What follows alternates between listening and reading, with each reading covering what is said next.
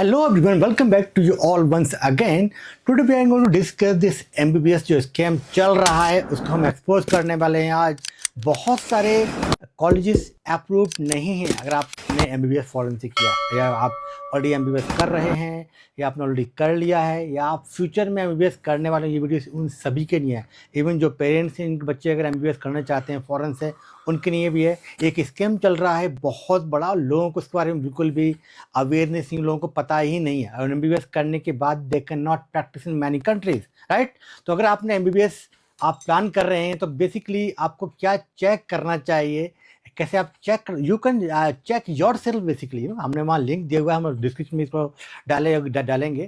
तो उसके लिए हम इन्वाइट कर रहे हैं हमारे जो हैं बेसिकली जो एडमिशन एंड ट्रेनिंग के जो हेड हैं अरिंदम सर, हम उनको बुलाते हैं। Then we will discuss. Hi Arindam. Hi sir, good morning. Morning, I am good, how are Hi you? everyone.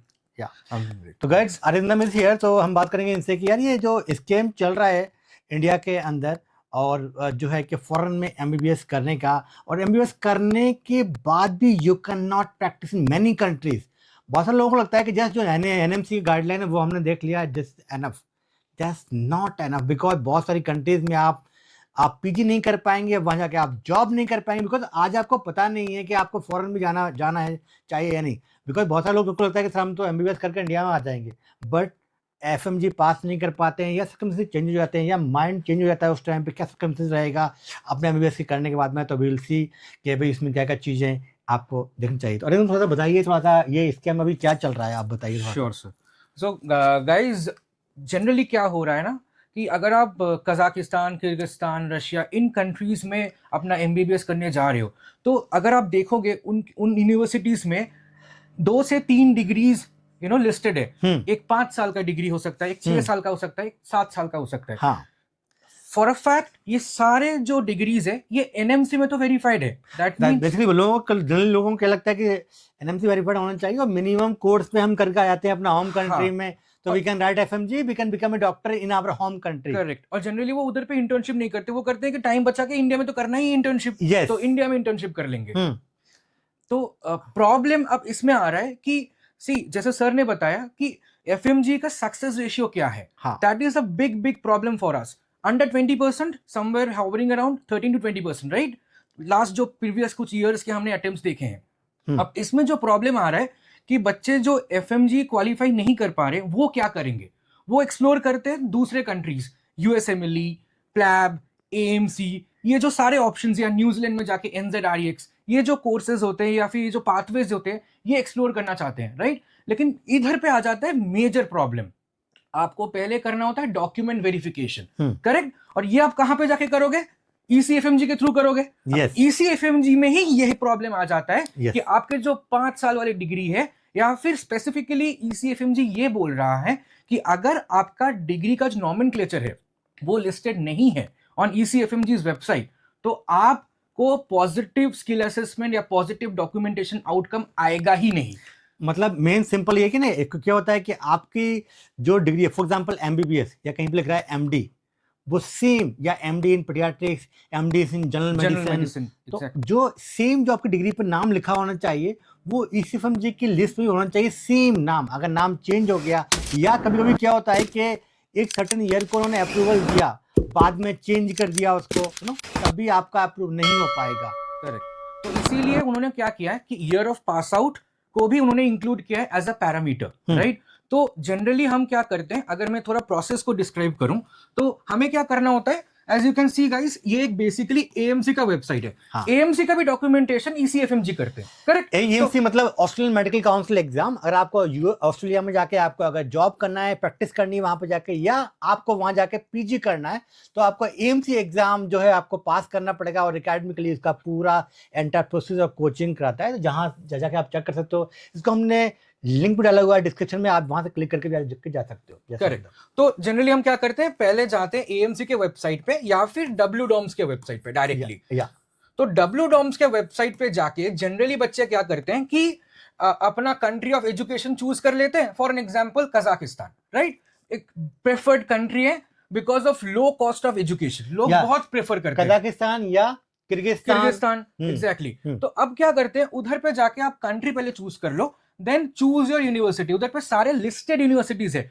I can assure you there are admissions going on in multiple universities जो listed ही नहीं है। Yes, वो तो major problem है। अभी बहुत सारे लोग इंडिया में प्रमोट कर रहे हैं। आई नो एक वेरी फेमस कोचिंग है नीट की, जो उन्होंने एक कॉलेज लिया हुआ है किर्गिस्तान में, and they are promoting that college.